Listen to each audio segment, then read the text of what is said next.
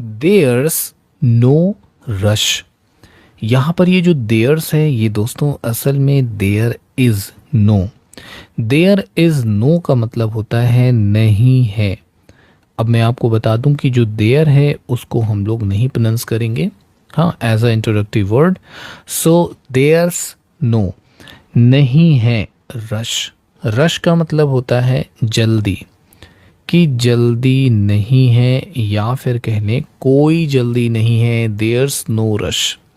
तो जब आप whenever you want to say, जब आप किसी से कहना चाहते हैं देयर्स नो रश, कोई जल्दी नहीं है, आप इत्मीनान से काम करो, तो देयर्स नो रश।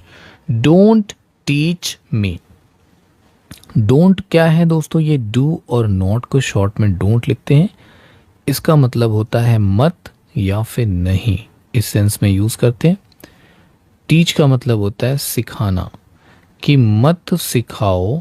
मी का मतलब हो जाएगा मुझे, यानी मुझे सिखाओ नहीं, मुझे पता है, मुझे सिखाओ मत। डोंट टीच मी, मुझे सिखाओ मत, मुझे मत बताओ। तो ये दोस्तों एक कटाक्ष के उसमें है कि हाँ भाई मुझे ना बताओ, मुझे तो सब पता है, ऐसा होता नहीं, मुझे ना सिखाओ तुम। It's easy. इट्स यानी कि यह है। इट्स का मतलब क्या हो जाएगा, ये है। इजी यानी आसान, ये आसान है, या फिर कह लें ये सरल है।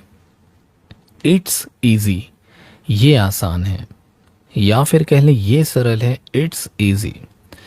इट्स वेरी इजी, ये बहुत आसान है। इट्स नॉट इजी, ये आसान नहीं है। और इट्स इजी, ये आसान है। तो छोटे छोटे से वर्ड्स जोड़ते हैं दोस्तों, और देखते हैं कैसे सेंटेंस में बदलाव आ जाता है, चेंजिंग्स आ जाते हैं।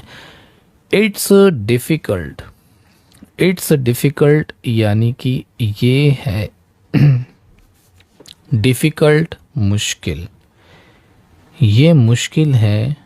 इट्स डिफ़िकल्ट, क्या कहेंगे, ये मुश्किल है। It's difficult.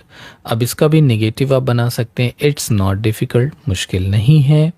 It's very difficult, ये बहुत मुश्किल है।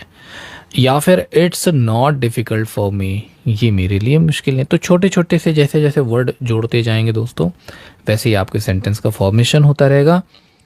I can't believe. आई यानी कि मैं। अब कांट जो होता है वो कैन और नॉट को शॉर्ट में कांट लिखते हैं। तो मैं नहीं सकता या नहीं कर सकता, दोनों के सेंस में यूज़ किया जाता है, ठीक है।